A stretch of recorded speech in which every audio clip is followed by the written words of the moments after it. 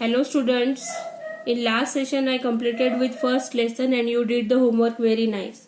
Last week because of some reason I didn't send the video on group, but today we are going to start with the next lesson. The lesson's name is The India Before the Times of Shivaji Maharaj. You know the history of Shivaji Maharaj in 4th standard, but now we want to start with the next. See.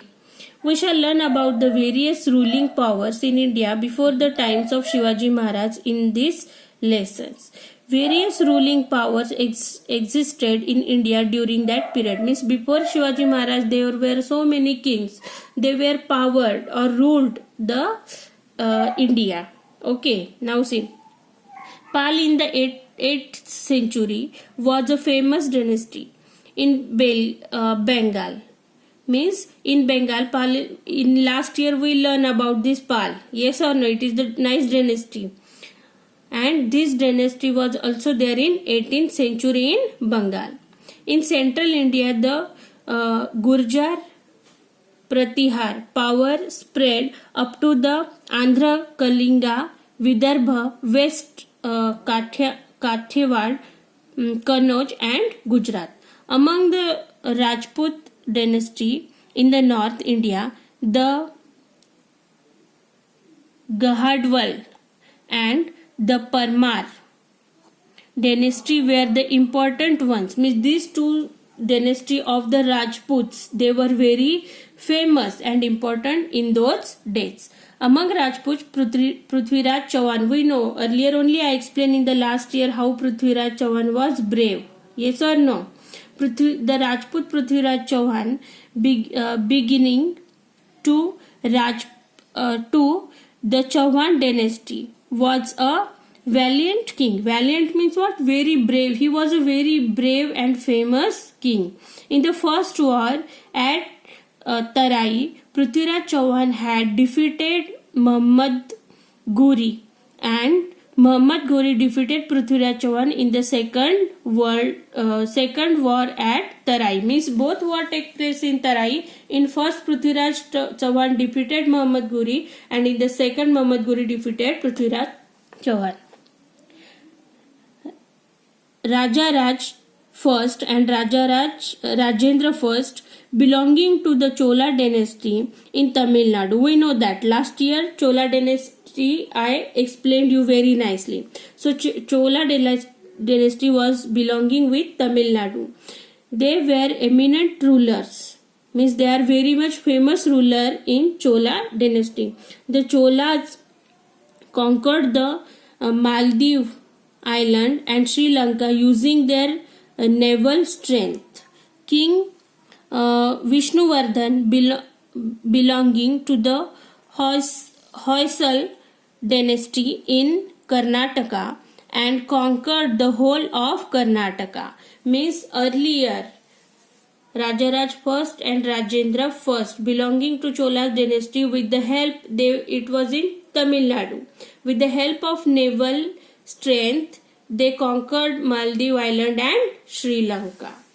See, during the region of Govinda III of the Rashtrakuta dynasty in Maharashtra, the Rashtrakrut power spread from Kannauj up to Rameshwar. Means Rashtrakrut dynasty was there and it was in Maharashtra, and the area of Rashtrakrut dynasty was from Kannauj up to Rameshwar. Later, Krishna III conquered the region up to Allahabad. Means same region by the by Krishna III. He was the king and he conquered the region till Allahabad. 3 dynasties of the Shaliharas emerged in western Maharashtra. This is very much important according to Maharashtra. One dynasty ruled over Thane and Raigad. Means Shalihara dynasty. 3 dynasties were there and Shalihara was it emerged in western Maharashtra and it is the one of the rulers over Thana and Raigad. In North Konkan, the second in South Konkan, while the third dynasty ruled over some parts of the present day Kolhapur, Satara, Sangli and Belgaum district. Means the three dynasty, they conquered the western Maharashtra, Konkan, even some parts of Satara, Sangli, Belgaum and Belgaum district. See, the last prosperous power before the period of Shivaji Maharaj was that of the Yadavas. Means before Shivaji Maharaj, Yadav rulers were in power. Means they are very important period. That was very important period before Shivaji Maharaj. The capital of Billam 5 of the Yadava dynasty was the Devgiri near Aurangabad. Some must be visited near that fort Devgiri. It is the Yadavas dynasties in Devgiri, where it is near Aurangabad.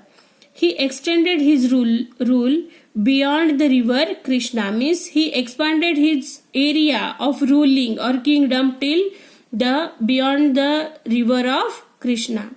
The Yadavas period is considered to be the golden period of Marathi language. Means when Yadavas were there, that period was considered as the golden period of Marathi language and literature. Means वो time पे Yadav period जब था तो Marathi language को या Marathi literature को सोने के दिन उन्होंने दिखाए हैं. मीन्स बहुत ही इम्पोर्टेंट ये पीरियड रहा था शिवाजी महाराज के पहले.